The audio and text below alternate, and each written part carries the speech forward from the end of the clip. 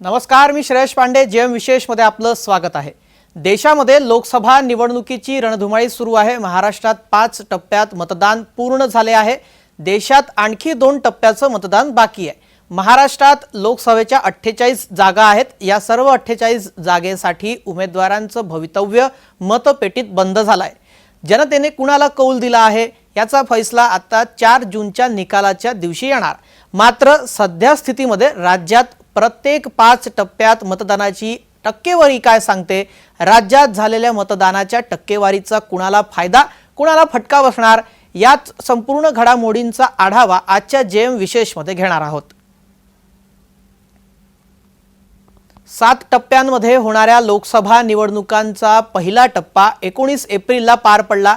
महाराष्ट्र राज्याची गोष्ट याद करायला गेलं तर इथे सुद्धा 5 मतदारसंघांमध्ये मतदान पार पडलं.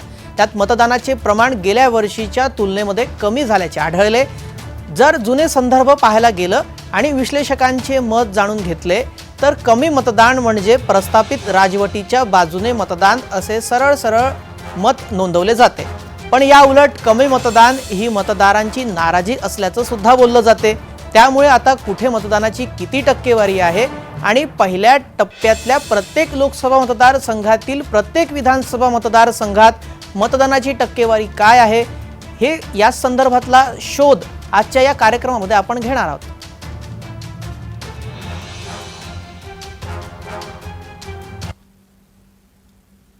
राज्यामध्ये पहिल्या टप्प्यासाठी देशातील 21 राज्यातील 102 मतदारसंघात मतदान प्रक्रिया पडली. त्यानंतर राज्यामध्ये 5 मतदारसंघ होते जिथं पहिल्या टप्प्यातलं मतदान झालं. देशात पाहायला गेलं तर पश्चिम बंगाल ते त्रिपुरा, मेघालय, उत्तर प्रदेश, बिहार, मध्य प्रदेश आणि महाराष्ट्रासह तामिळनाडू आणि उत्तराखंडमध्ये मतदान झालं. पूर्व विदर्भातील रामटेक, नागपूर, भंडारा गोंदिया, गडचिरोली, चिमूर, चंद्रपूर या 5 मतदारसंघात पहिल्या टप्प्याअंतर्गत मतदान झालं. या टप्प्यामध्ये केंद्रीय मंत्री नितीन गडकरी आणि राज्याचे मंत्री सुधीर मुनगंटीवार यांच्यासह अनेक नेत्यांचे राजकीय भवितव्य मतपेटीमध्ये बंद झाले आहे.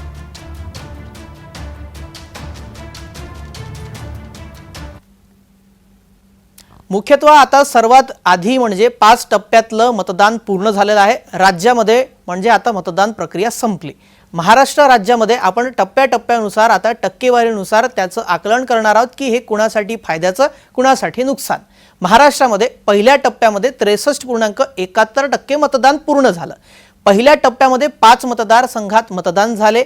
या 5ही लोकसभा मतदारसंघात किती टक्के मतदान झालं त्यावर एक नजर टाकूया. त्यानंतर प्रत्येक मतदारसंघाची आकडेवारी पाहणार आहोत. पहिल्या टप्प्यातले मतदान आपण पाहतोय. रामटेक मतदारसंघामध्ये 61.01% मतदान पार पडलं. नागपुरात 54.32% मतदान झालं. भंडारा गोंदियामध्ये 67.04%. गडचिरोली चिमूर मध्ये 71.88% मतदान झालं. पहिल्या टप्प्यातल्या 5 मतदारसंघाची टक्केवारी आपण पाहतोय. चंद्रपुरात 67.55%.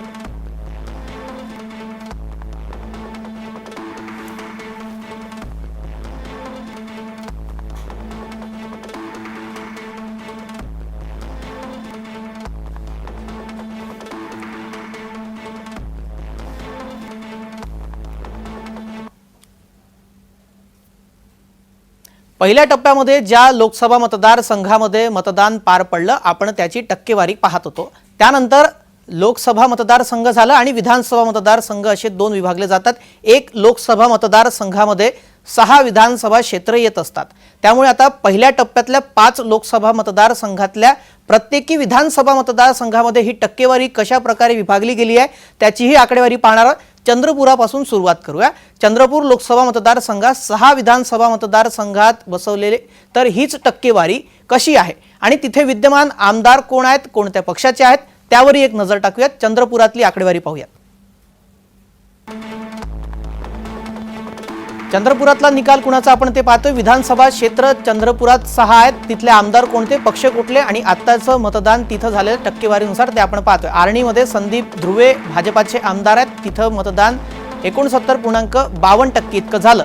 बल्लारपूरमध्ये सुधीर मुनगंटीवार आमदार आहेत. सध्या ते खासदारकीसाठी रिंगणात आहेत. भाजपाचे उमेदवार आहेत आणि भाजपा त्यांचा पक्ष आहे. सध्या भाजपाचे आमदार आहेत. 68.39% मतदान या विधानसभा क्षेत्रात लोकसभेसाठी झाला. चंद्रपूरची गोष्ट करायला गेलं तर किशोर जोरगेवार अपक्ष आमदार आहेत तिथे 58.43% मतदान झालं.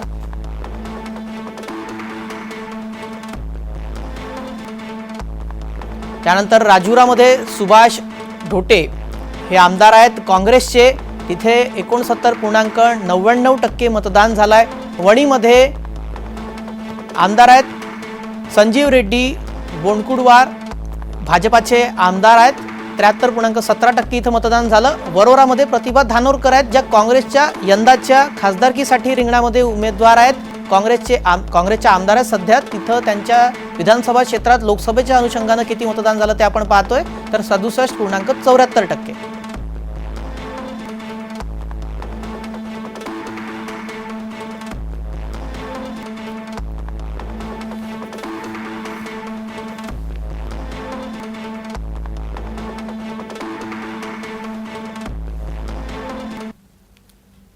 चंद्रपुरातल्या याच समीकरणाबद्दल बोलण्यासाठी चंद्रपुरातले आमचे प्रतिनिधी अनवर शेख आपल्याशी जोडले गेलेले आहेत. अनवर, माझा सर्वात पहिला प्रश्न आहे, थोडक्यात 1 मिनिटात ही जी टक्केवारी आपण मांडली प्रेक्षकांपुढे, ही मतदानाची टक्केवारी चंद्रपुरात काय गणित स्पष्ट करते? नक्कीच शेष, आपण बघितलं की जे मतदानाची टक्केवारी आहे ते 6 विधानसभामध्ये क्षेत्रातील आहे आणि 6 विधानसभामध्ये 4 विधानसभा जी आहे ते बीजेपीचे आमदार आहे आणि 2 विधानसभा जे आहे राजुरा आणि वरोरा हे काँग्रेसचे आमदार इथं आहे. आपण जर बघितलं की जे 4 विधानसभा आहे, वणी आहे, आर्णी आहे, बल्लारपूर आहे आणि चंद्रपूरचे जे अपक्ष उमेदवार आहेत हे बीजेपीला त्यांनी समर्थन दिलं होतं आणि बीजेपीला मतदान करा म्हणून त्यांनी हे केलं होतं. म्हणजे असं आपण जर बघितलं तर बल्लारपूर झाला विधानसभा आहे आणि आर्णी विधानसभा आणि वणी विधानसभा हे जे विधानसभा आहे हे 4ही विधानसभा बीजेपीची आहे आणि 2 विधानसभा काँग्रेसची आहे. तर आपण जर जे समीकरण बघितलं तर इथं बीजेपीला ज्या उमेदवार आहे सुधीर मुनगंटीवार हे निवडून येण्याची शक्यता आहे. परंतु जे हवा चालली होती काँग्रेसची. अनवर, तुमचा आवाज काही तांत्रिक अडचणींमुळे नीटसा येत नाहीये. आपण तो दुरुस्त करावा मी आपल्याला विनंती करतो. त्यानंतर मी परत आपल्याकडे येतो. मात्र तुर्तास मी आणखी काही मतदारसंघ आहेत किंवा जो तपशील आहे तो प्रेक्षकांपुढे मांडतो. तोपर्यंत आपला आवाज नीट करावा.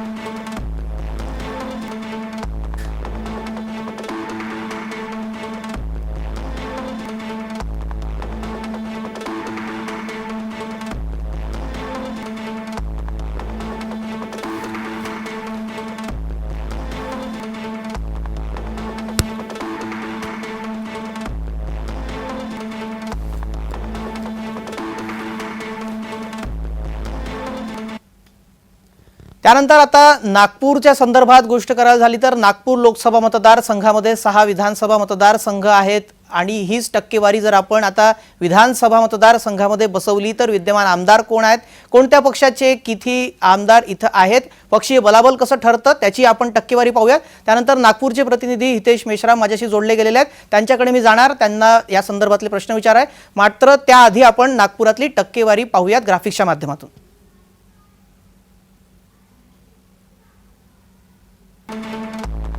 नागपूरचा निकाल कुणाचा, आपण नागपुरातली विधानसभेतली टक्केवारी पाहतोय.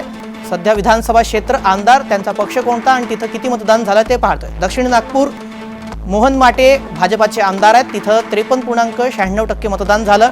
नैऋत्य नागपूरमध्ये उपमुख्यमंत्री देवेंद्र फडणवीस आमदार आहेत, भाजपाचे आमदार 52.94% इथं मतदान झालं. पश्चिम नागपुरातली गोष्ट केली तर इथं विकास ठाकरे काँग्रेसचे आमदार आहेत, 53.73% इथं मतदान झालं. विकास ठाकरे यंदा खासदारकीच्या रिंगणात आहेत.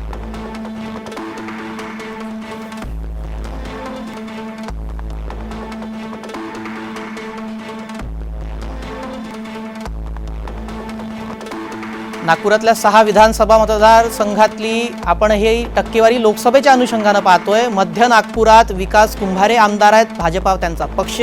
तिथं मतदान लोकसभेसाठी 54.28% झालं.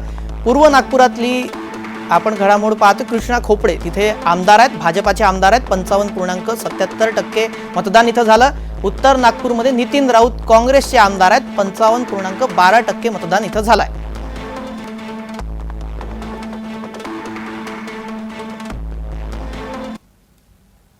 जी टक्केवारी आपण पाहिली त्यानंतर नागपुरातल्या या समीकरणाचं गणित अधिक स्पष्ट करण्यासाठी नागपूरचे प्रतिनिधी हितेश मेश्राम माझ्याशी जोडले गेलेले आहेत.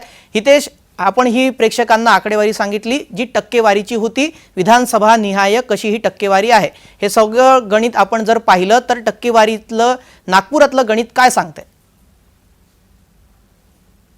नक्की श्रेयस, बघितलं गेलं तर नागपूर लोकसभामध्ये जे 6 विधानसभा आहेत त्यामध्ये 4 विधानसभा हे भाजपकडे आहेत आणि 2 विधानसभा जे आहेत ते काँग्रेसकडे असल्याचं आपल्याला पाहायला मिळत आहे.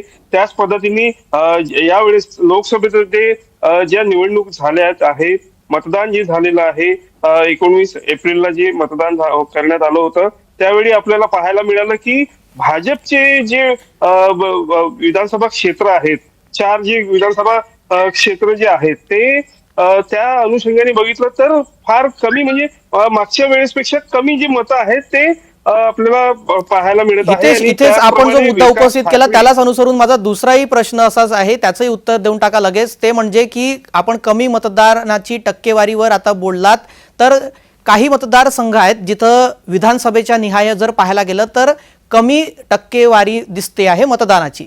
तर कोणत्या मतदारसंघामध्ये ही टक्केवारी अधिक झाली असती तर भाजपाला फायदा झाला असता? म्हणजे ते सध्या तिथे विधानसभाच्या दृष्टीने पाहायला गेलं तर भाजपाची सत्ता आहे आणि कोणत्या मतदारसंघामध्ये काँग्रेसची सत्ता आहे किंवा काँग्रेसचा आमदार आहे आणि तिथे मतदानाची टक्केवारी कमी जास्त असल्याचा कुणाला फायदा, कुणाला फटका बसतो? नक्कीच आपण बघितलं गेलं तर मध्य नागपूरमध्ये विकास कुंभारे जे आहे भाजपचे आमदार आहेत, तिथे 54% जे आहे मतदान झाल्याचं आपल्याला पाहायला मिळालं आहे. तर इथे मतदान जे कमी जर झालेलं आहे त्याकरता याचा जो परिणाम होईल तो भाजपवरच होईल अशी जी परिस्थिती आहे ती आपल्याला पाहायला मिळत आहे. त्यानंतर पूर्व नागपूर जे आहे त्यामध्ये जे कृष्णा खोपडे भाजपचे आमदार आहेत तिथे पण 55% मतदान झालेलं आहे. त्या अनुषंगाने बघितलं तर इथे सुद्धा जे भाजपचे मेन मतदारसंघ आहेत तिथेच थोडंफार का होईना पण कमी मतदान झालेलं आहे आणि कमी मतदान झाल्यामुळे जे आहे याचा फरक जो आहे भाजपला जाणून येणार आहे. आणि प्रचारादरम्यान भाजपकडनं सातत्याने सांगितलं जात होतं की जास्तीत जास्त प्रमाणात मतदान करा, जास्तीत जास्त पर्सेंटेज जे आहे ते मतदानाची टक्केवारी वाढली पाहिजे याकरता भाजपकडनं खूप जास्त प्रमाणात प्रचार करण्यात आलेला आहे.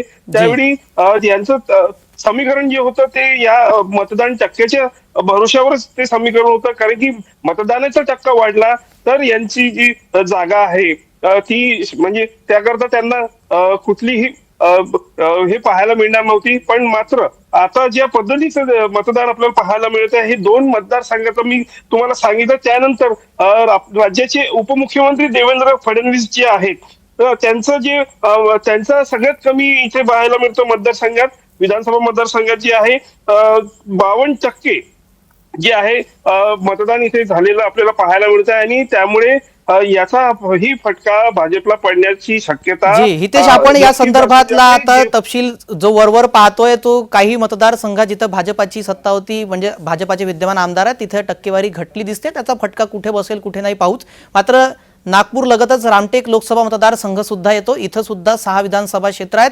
तिथं आपण जर पाहायला गेलं तर कोणत्या पक्षाचा विद्यमान आमदार, कोणत्या टक्क्यानुसार तिथे काय टक्केवारी आहे तेही आपण ग्राफिकच्या माध्यमातून पाहूया. परत मी रामटेकच्या चर्चेसाठी आपल्याकडे येतो.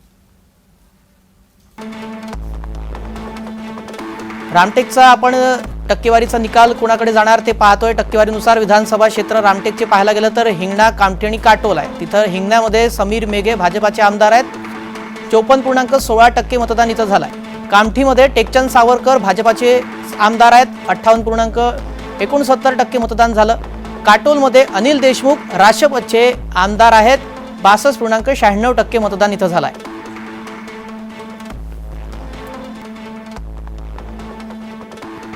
रामटेकमध्ये अविनाश जयस्वाल आहेत जे अपक्ष म्हणून आहेत, पण त्यांनी शिवसेनेला आपला पाठिंबा दिलेला आहे. तिथं 66.49% मतदान झालं. सावनेरमध्ये आणि उमरेडमध्ये सध्या आमदार नाहीत. तिथं रिक्त आहेत तिथली टक्केवारी मात्र आपल्याकडे आहे ती 61.3 सावनेरची, उमरेडमध्ये 67.16%.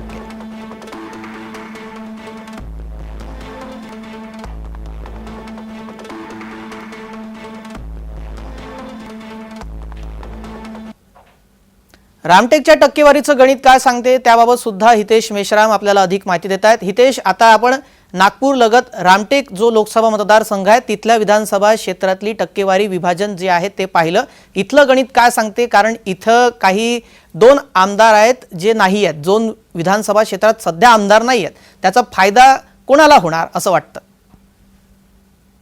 नक्कीच बघितलं गेलं तर उमरेड पासून आपण सुरुवात करूया. रामटेक लोकसभा मतदारसंघाचा विधानसभेचा जो क्षेत्र आहे तो उमरेड आहे आणि उमरेडमध्ये राजीव पारवे जे आहेत हे उमेदवार शिवसेनेकडनं आहेत आणि ते त्यांनी विधानसभा जेव्हा ते जिंकले होते त्यावेळेस 2019 मध्ये त्यावेळी ते काँग्रेसकडनं ते लढले होते आणि आता मात्र त्यांनी शिवसेनेत प्रवेश करून त्यांना शिवसेनेकडनं जी आहे तिकीट मिळाली होती आणि त्या असं असतानाही देखील सगळ्यात जास्त रामटेकमध्ये या मतदारसंघात जे आहे आपल्याला जास्त म्हणजे 67.16% जे आहे आपल्याला मतदान इथे पाहायला मिळत आहे. याचाच जे समीकरण जे बघितलं गेलं तर कुठेतरी नाराजी जर काँग्रेस कार्यकर्त्यांकडनं किंवा काँग्रेस चाहत्यांकडनं जर बघितलं गेलं तर कदाचित असंही म्हणता येईल की हे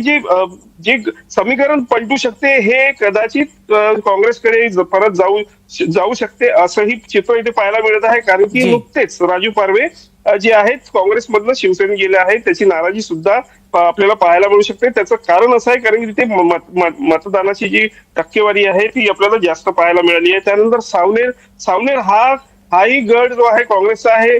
सावनेरमध्ये जे आहे सुनील केदार त्यांचा गड असल्यामुळे सावनेरमध्येही 61% जे मतदान झालेलं आहे. म्हणजे वरवर एकंदरीत जर आपण आकडेवारी पाहतोय तर त्याच्या अनुषंगाने असं दिसतंय की काँग्रेसला इथं फायदा होऊ शकतो. या संदर्भातले अपडेट दिले त्याबद्दल धन्यवाद हितेश.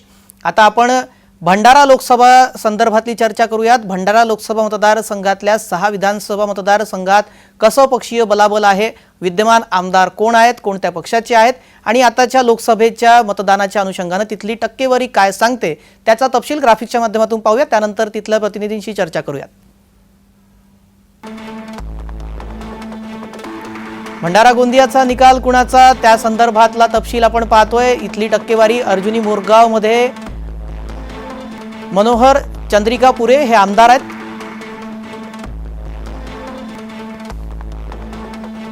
सहा विधानसभा भंडारा गोंदियातले त्यातली आपण टक्केवारी पाहतोय. साकोलीमध्ये नाना पटोले काँग्रेसचे आमदार आहेत, तिथं 71.32% मतदान झालं. तिरोरामध्ये विजय रहांगडले भाजपाचे आमदार आहेत, 62.83% इथं मतदान झालं. तुमसरमध्ये राजू कारेमोरे काँग्रेसचे आमदार आहेत, जिथं 67.53% मतदान झालं.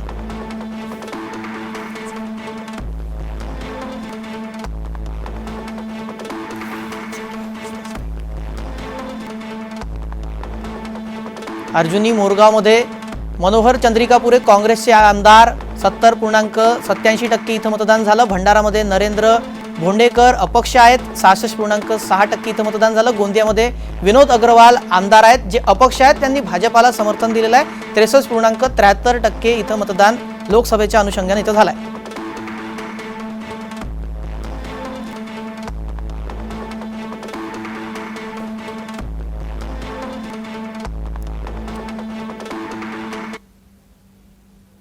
लोकसभेसाठी जे मतदान झालेलं आहे भंडारा गोंदिया मतदारसंघामध्ये पहिल्या टप्प्यातलं, त्यामध्ये विधानसभाच्या अनुषंगाने जर आपण ती टक्केवारी विभागली तर कशी जाते ती आपण पाहिली.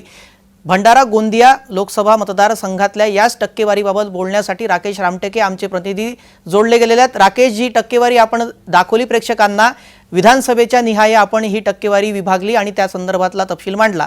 काय वाटतं जर आपण पाहायला गेलं तर विधानसभेच्या अनुषंगाने इथं जे विद्यमान आमदार आहेत ज्या पक्षाचे आहेत तिथे जे काही टक्केवारी विभागली गेलेली आहे त्यानुसार कुणाचं पारडं जड वाटतंय? नक्कीच श्रेयस, आपण पाहिलं तर गोंदिया आणि भंडारा लोकसभेमध्ये राष्ट्रवादीचे 2 आमदार आणि अपक्ष दोन्ही आमदारांनी भाजपाला आपलं समर्थन जाहीर केलं आहे आणि त्याचबरोबर भाजपाचे एक असे 6 पैकी 5 आमदार हे भाजपाला समर्थक आहेत आणि महत्वाचं म्हणजे काँग्रेसचे प्रदेश अध्यक्ष नाना पटोले हे आमदार हे साकोली क्षेत्रातून आहेत आणि या दृष्टीने जर विचार आपण केला तर सहाही विधानसभामध्ये भाजपाचं पारडं जड आपल्याला त्या ठिकाणी दिसून येत आहे. पण या ठिकाणी आपण जिथं भाजपाचे विद्यमान आमदार आहेत तिथली टक्केवारी जर आपण पाहिली तर ती टक्केवारी समाधानकारक आहे का? आपलं या संदर्भातलं तिथलं स्थानिक विश्लेषण काय सांगतं? कारण तिथे ज्या पक्षाचे आमदार आहेत त्या पक्षात म्हणजे त्या क्षेत्रामध्ये जर मतदानाची टक्केवारी कमी किंवा जास्त गेली तर ते एक तर विद्यमान आमदार असलेले किंवा जे पक्ष सत्तेत आहे त्याला फायदा होतो किंवा मग नुकसानही होतं किंवा मतदाराची नाराजी देखील दिसून पडते. तर या संदर्भातली जर आपण आता विधानसभेच्या अनुषंगानं टक्केवारी जी पाहतोय त्या अनुषंगानं आपल्याला काय वाटतं? जर त्या दृष्टीने आपण विचार केला तर आपल्याला असं दिसून येईल की या सहाही विधानसभा क्षेत्रामध्ये 2019च्या जी लोकसभा निवडणूक झाली त्या दृष्टीनं प्रत्येक ठिकाणी मतदानाच्या टक्केवारी घसरलेली आहे आणि त्यामुळे कुठं ना कुठं याचा फटका भाजपाला बसण्याची शक्यता त्या ठिकाणी निर्माण झाली आहे आणि निश्चितपणाने या सहाही विधानसभा क्षेत्रामध्ये जी टक्केवारी 2 ते 3% मतदान त्या ठिकाणचं कमी झालेलं आहे आणि याचा फटका कुठं ना कुठं भाजपालाच नक्की होणार हे मात्र नक्की आहे. जी, या संदर्भातला तपशील आता 4 जूनला स्पष्ट होणार कारण निकाल 4 जूनला येणार. तुर्तास धन्यवाद आपण दिलेल्या या माहितीसाठी. आता चंद्रपूरमध्ये आपण पाहतोय चंद्रपूर लोकसभाच्या संदर्भातली चर्चा करूयात कारण चंद्रपूर लोकसभा मतदारसंघातल्या 6 विधानसभा मतदारसंघात हीच टक्केवारी आपण बसवली तर विद्यमान आमदार कोण आणि कोणत्या पक्षाचे आहेत, काय तिथली घडामोड समोर येते, गणित कसं स्पष्ट होतंय टक्केवारीचं ग्राफिक्सच्या माध्यमातून पाहूया, त्यानंतर प्रतिनिधींशी चर्चा करूया. चंद्रपुरातल्या आर्णीमध्ये विधानसभा क्षेत्रामध्ये संदीप ध्रुवे भाजपाचे आमदार आहेत. तिथं 69.52% मतदान झालं. बल्लारपूरमध्ये सुधीर मुनगंटीवार भाजपाचे आमदार आहेत. सध्या ते खासदारकीच्या रिंगणात आहेत. 68.39% इथं मतदान झालं. चंद्रपूरमध्ये किशोर जोरगेवार अपक्ष उमेदवार आहेत. 58.43% इथं मतदान झालं.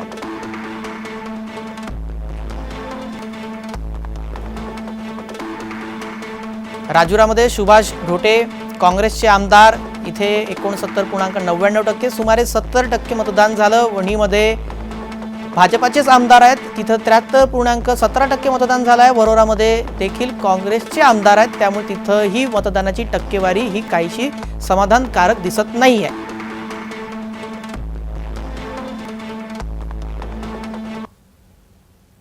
या संदर्भात बोलण्यासाठी आमचे चंद्रपूरचे प्रतिनिधी अनवर शेख जोडले गेलेले आहेत. अनवर, जर आपण विधानसभेच्या अनुषंगाने ही टक्केवारी बसवायला गेलं तर कोणकोणत्या आपण जर विधानसभेच्या हिशोबाने पक्षीय बलाबल पाहिलं तर ते महायुतीकडे जास्त असताना दिसत आहे.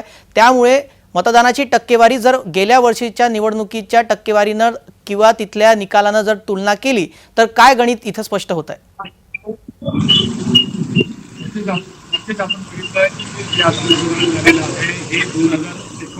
मतदान बघितलं तर त्यामध्ये 3% मतदानाची टक्केवारी वाढलेली आहे.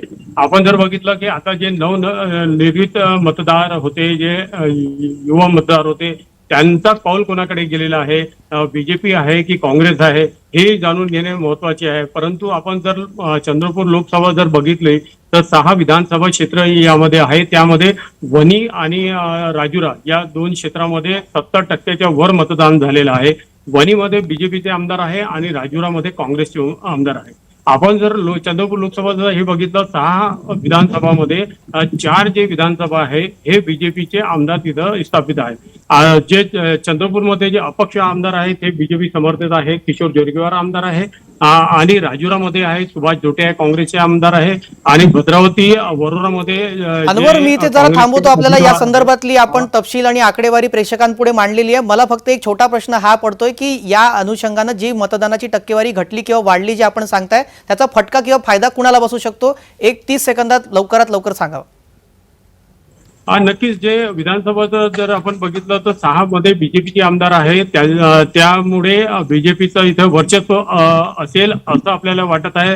परंतु जे आता वातावरण झालेलं आहे आणि जे काँग्रेसचं जे एक हे समीकरण झालेलं होतं की धानोरकर निवडून येणार हे असंही आता बोललं जात आहे. परंतु काँग्रेसचा उमेदवार निवडून येते, सुधीर मुनगंटीवारची प्रतिष्ठा पाहायला लागलेली आहे आणि इकडे प्रतिभा धानोरकर आहे. परंतु निवडून कोण येणार हे आता 4 तारखेलाच आपल्याला कळणार आहे. ठीक आहे अनवर, धन्यवाद आपण दिलेल्या सविस्तर माहितीसाठी. त्यानंतर आता गडचिरोलीच्या संदर्भातला तपशील पाहूयात, कारण गडचिरोलीमध्ये विधानसभा 6 मतदारसंघातली काय आकडेवारी आहे, तिथं विद्यमान आमदार तिथं कोण आहे, कोणत्या पक्षाचे आहेत, त्यावर एक नजर टाकूयात. गडचिरोलीमध्ये अहेरी विधानसभामध्ये धर्मराव बाबा आत्राम राष्ट्रवादीचे आमदार, मतदान तिथं 66.93% झालाय. आमगावमध्ये सहस्राम कोरोटे हे काँग्रेसचे आमदार आहेत, 69.25% इथं मतदान झालं. आरमोरीमध्ये कृष्णा गजभी आहेत, भाजपाचे आमदार आहेत, सध्या 73.69% इथं मतदान झालंय.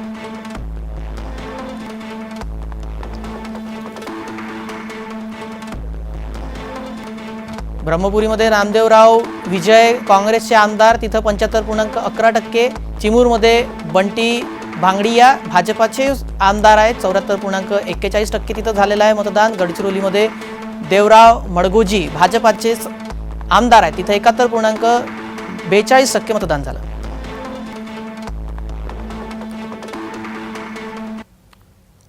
गडचिरोली चिमूर मतदारसंघातल्या टक्केवारीबाबत बोलण्यासाठी आमचे प्रतिनिधी राकेश रामटेके जोडले गेलेत. राकेश, गडचिरोलीमध्ये जी टक्केवारी दिसते, मतदानाचा टक्का एक तर घसरलाय की वाढलाय गेल्या तुलनेत ते सांगावं. त्यानंतर जर घटला असेल, वाढला असेल, किंवा ज्या टक्केवारी विधानसभेत आपण बसवली तर काय गणित दिसतंय, कोणाचं पारडं जड आहे, एका मिनिटात या संदर्भातलं उत्तर द्यावं. गडचिरोली चिमूर लोकसभा क्षेत्राचा सामान्यपणे आपण विचार केला तर अत्यंत दुर्गम भाग आणि आदिवासी बहुल असा क्षेत्र आहे, आणि या क्षेत्रामध्ये दरवेळेस इतर लोकसभेच्या तुलनेत 71च्या वर मतदान झालं आहे, आणि त्यामुळे निश्चितपणाने या ठिकाणातून मतदानाची टक्केवारी इतर लोकसभेच्या तुलनेत जास्त आहे. आणि विधानसभेनुसार आपण यांचं वर्गीकरण केलं तर सामान्यतः या ठिकाणी भाजपा आणि राष्ट्रवादी या आमदारांची संख्या जास्त आहे, परंतु या ठिकाणी भाजपाचे जे विद्यमान खासदार होते त्यांच्या जागी नवीन चेहरा द्यावा अशी स्थानिक भाजपा नेत्यांची आणि इतरांची सुद्धा मागणी होती, पण त्याला कुठेतरी डावलण्यात आलं.